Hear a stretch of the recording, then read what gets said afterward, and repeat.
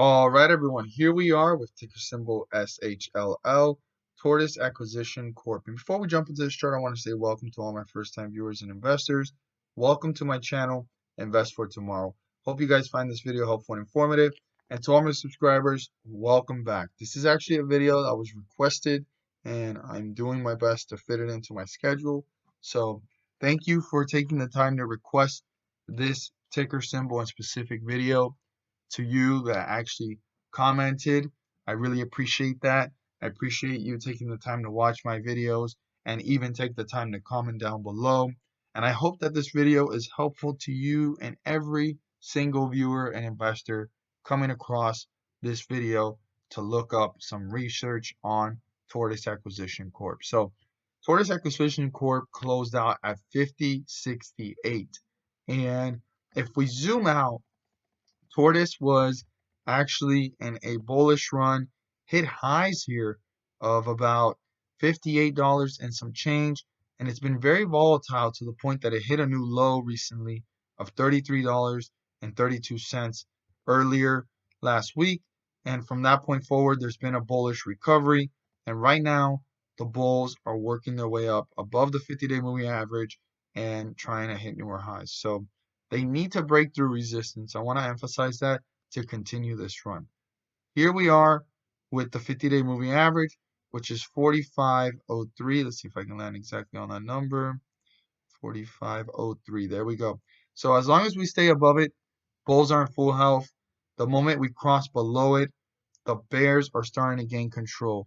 And 45.03 is our indicator on which direction this is going and who is dominating this, as well as it can also be referred as another support level if it breaks through the first support level, because once that gets crossed, this is going into bearish territory. Let's go ahead and see here our new resistance and support levels. So our resistance is 51.54.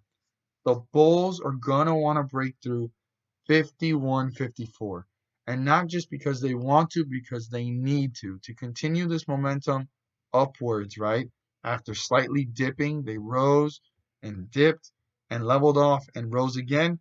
To continue this momentum, the bulls need to break through 51.54, turn that into a support, and start to work their way up to newer highs and work themselves further away from the 50-day moving average of 45.03 in an upward direction to maintain themselves in bullish territory and continue to break through newer highs and new resistance levels in bullish grounds. Now, on the other end, we have what the bears want. The bears are going to want to break through support. And this is our first support level of 47.06. If 47.06 gets broken through by the bears, they're going to be on their way to gaining control on this stock and bringing this further down closer to the 50-day moving average. Now, there is a window here where we can actually pay close attention as investors. If it breaks through 47.06, until it doesn't break through 45.03, the bulls are still in control. They can reappear, bring this one back up, but now they have to work twice as hard to come back up here and break through 51.54, because that's still their goal, and turn that into a support. So I do want to emphasize how important it is to pay close attention to how this stock is reacting if it breaks through 47.06, but it is still in bullish territory as long as it stays above 45.03, because until then, the bears don't have any control. Now, if this support level gets broken through 47.06 and it's moving fairly quickly and it crosses the 50-day moving average of 45.03, then now we're in bearish territory, and the bears are going to do their best to try to tear this one down and bring it to newer lows and newer support levels. The next point after that, if the 50-day moving average does get crossed, is the lowest point here in this bearish run, and that is 44.69. I'd write that down. Now, I wouldn't wait until then to make a decision based off of what type of investor you are, a swing trader, day trader, whatever it is that you're trying to do with this stock, but 44.69 is the true support level of the lowest point that this reached, and after the bearish entry by breaking through the 50-day moving average. So that is a support level here of bearish territory, and once that gets crossed, two things have been accomplished by the bears. They broke through both support levels and they broke through the 50-day moving average.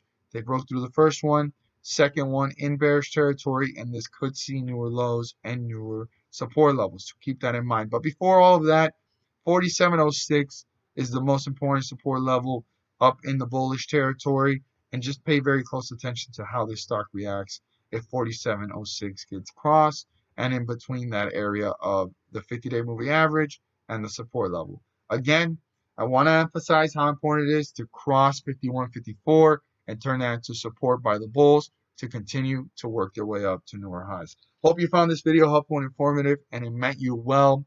If you feel encouraged or inclined to subscribe, please do so. But don't forget to click on the bell.